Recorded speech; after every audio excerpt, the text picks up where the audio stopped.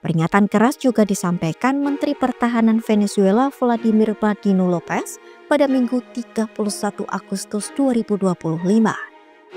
Ia memperingatkan Venezuela siap berperang jika pasukan Amerika Serikat berani menginjakkan kaki di tanah Venezuela.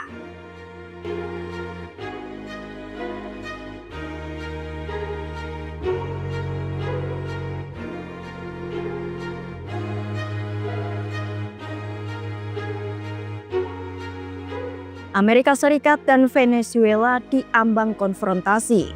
Ketegangan kedua negara memuncak setelah pemerintah Amerika Serikat meningkatkan jumlah hadiah untuk penangkapan Presiden Venezuela Nicolas Maduro yang dituduh terlibat penyelundupan narkoba ke negeri Pamansa.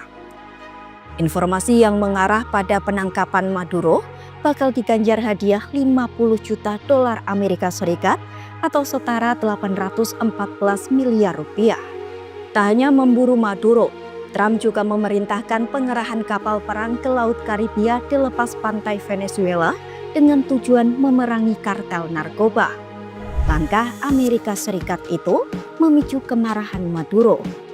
Ia menunjukkan perlawanan dengan mobilisasi tentara dan milisi Venezuela untuk menjaga keamanan nasional. Memanasnya hubungan Amerika Serikat dan Venezuela bukan kali ini saja terjadi. Kedua negara sebelumnya juga terlibat perseteruan yang turut memicu ketegangan global. Lantas, seperti apa jejak panas hubungan Amerika Serikat dan Venezuela? Bersama saya Nabila Safira, jurnalis Kompas.com. Jadi, gini ceritanya.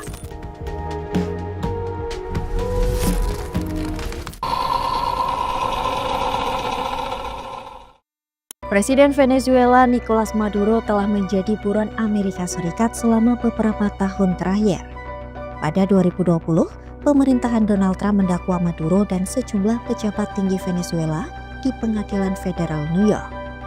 Maduro dituduh memimpin jaringan penyelundupan kokain ke Amerika Serikat bernama Cartel of the Sun dan bekerja sama dengan kelompok pemberontak Colombia FARC yang ditetapkan Amerika Serikat sebagai organisasi teroris.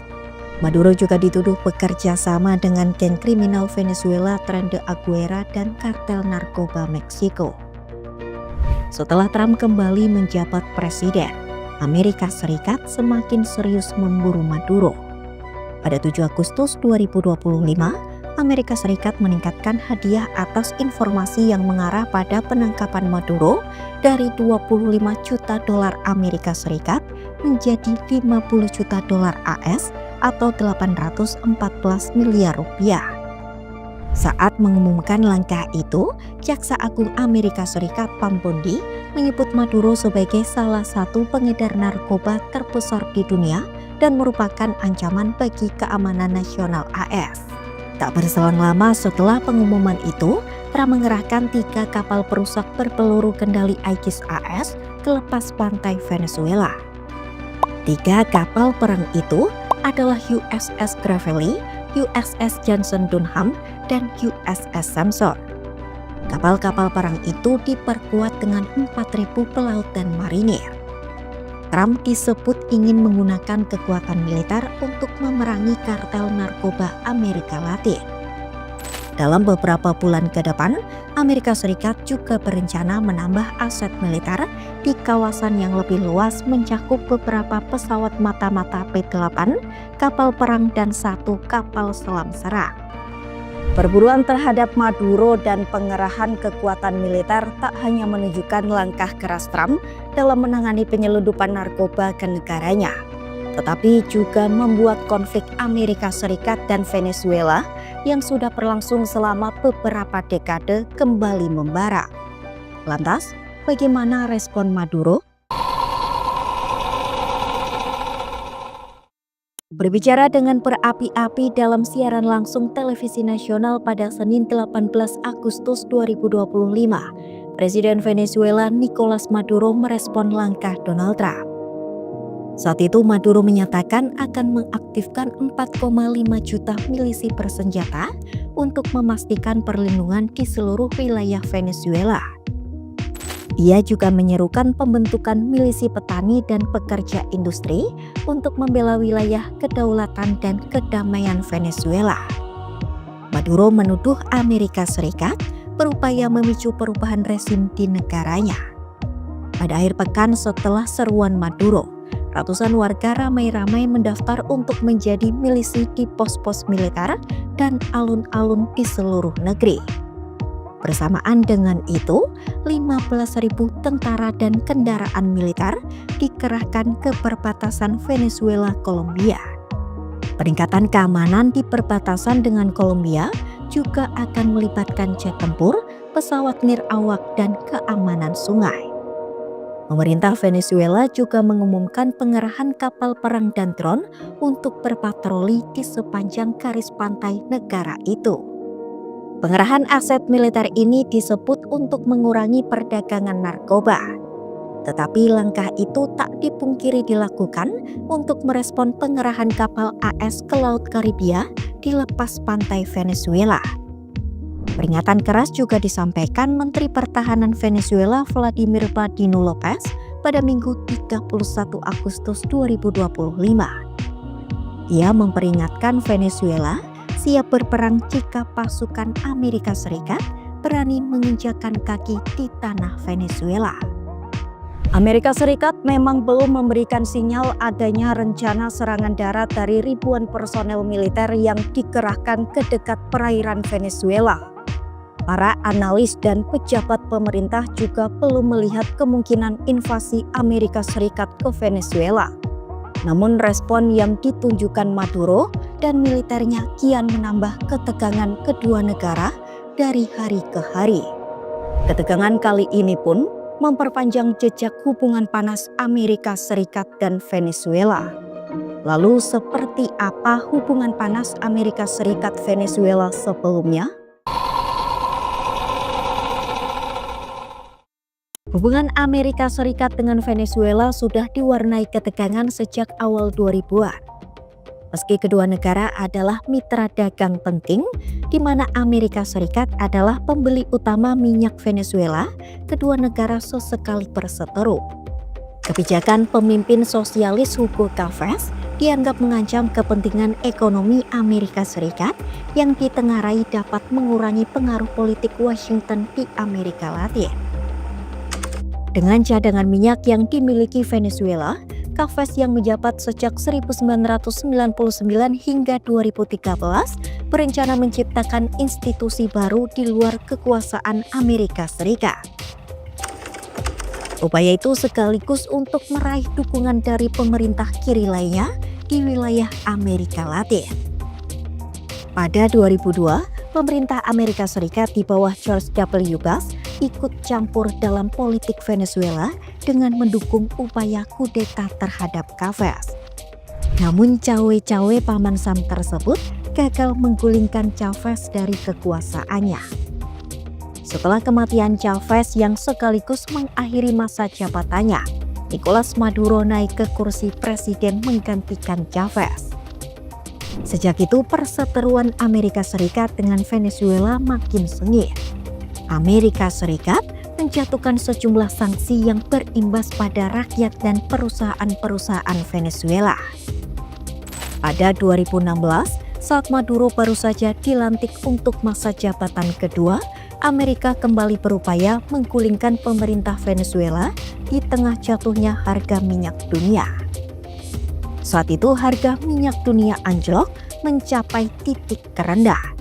Pada saat bersamaan, inflasi ikut melonjak drastis hingga mencapai 800%. Ekonomi Venezuela pun mengalami kontraksi parah dan kian diperburuk dengan budaya korupsi yang begitu masif di tubuh pemerintahan. Pengangguran meningkat, gerakan-gerakan militan mulai muncul dengan tujuan mengubah sistem politik dan model ekonomi negara. Bentrokan antara massa yang berunjuk rasa menentang rezim Maduro dengan polisi pecah beberapa kali di jalanan Caracas. Warga sipil yang tak tahu apa-apa juga menjadi korban. Sementara kelangkaan pangan merajalela di samping kelangkaan kebutuhan pokok lainnya. Kriminalitas turut merajalela yang menyebabkan jutaan orang memilih pergi dari negara itu. Krisis tersebut membuat tekanan politik terhadap Maduro semakin kuat. Maduro dituntut untuk mengundurkan diri karena dianggap tidak kompeten. Tekanan oposisi terhadap Maduro dipimpin oleh Juan Guaido, politikus muda sekaligus ketua Majelis Nasional. Ia memimpin puluhan ribu orang turun ke jalanan Caracas pada 31 Januari 2019 dalam upaya mengakhiri rezim Maduro. Di tengah masa, Guaido mengkritik Maduro dan menyebutnya sebagai diktator, culas dan perampas kekuasaan. Saat itu, ia juga melantik dirinya sendiri sebagai presiden sementara sembari menyerukan adanya pemilihan yang lebih adil dan demokratis. Deklarasi Guaido sebagai presiden sementara Venezuela didukung Presiden Amerika Serikat Donald Trump. Dukungan Trump terhadap Guaido tersebut dinilai sebagai upaya intervensi politik. Maduro sontak mengecam dan menyebut deklarasi sepihak Guaido sebagai upaya kudeta yang dipimpin Amerika Serikat. Maduro juga memutuskan untuk menghentikan hubungan diplomatik dengan Amerika Serikat. Ia memberi status persona non grata atau seseorang yang tak diterima kepada para diplomat AS dan mengusir mereka dari Venezuela. Sebelumnya pada Agustus 2017, Trump muncul dengan klaimnya bahwa Amerika Serikat memiliki banyak opsi untuk mengatasi krisis di Venezuela. Setahun kemudian, Trump dilaporkan mengadakan pertemuan dengan perwira militer Amerika Serikat dan mantan perwira Venezuela untuk membahas rencana kudeta terhadap Maduro. Krisis Venezuela juga menarik sejumlah negara lain ke dalam pusaran ketegangan. Saat Amerika Serikat berupaya mengganti rezim yang berkuasa dengan mendukung kelompok oposisi, Rusia di bawah Presiden Vladimir Putin mengambil jalan berlawanan. Moskwa mengecam deklarasi Guaido dan bersama Cina, Turki, Iran, dan Kuba dan sejumlah negara lain tetap mendukung pemerintahan Maduro. Sementara Brasil, Kolombia, Argentina, dan Uni Eropa berada di barisan Amerika Serikat mengakui klaim Guaido sebagai presiden sementara Venezuela. Saat Amerika Serikat mulai angkat kaki karena hubungan yang memburuk, Rusia juga mendekat dengan investasi di industri minyak Venezuela dan memberi sokongan militer. Situasi Venezuela pun dipandang tak sekedar rivalitas antara Maduro dengan Guaido, tetapi juga melibatkan dua negara besar, Amerika Serikat dan Rusia. Hubungan panas Amerika Serikat dengan Venezuela memasuki babak baru dengan adanya pengerahan kapal perang Amerika ke Laut Karibia. Langkah Amerika Serikat yang sudah beberapa kali ikut campur dalam ontran-ontran politik Venezuela itu langsung memicu kewaspadaan rezim Maduro akan upaya penggulingan. Trump menjadikan perang melawan narkoba sebagai alasan untuk menangkap Maduro dan mengerahkan kekuatan militer. Sementara Maduro mengobarkan sentimen nasionalisme di kalangan rakyatnya untuk melawan ancaman Amerika Serikat. Lantas, bagaimana ujung ketegangan kedua negara kali ini? Silakan tinggalkan komentar dan saksikan terus cerita-cerita lainnya hanya di YouTube Kompas.com. Saya Nabila Safirah pamit, sampai jumpa.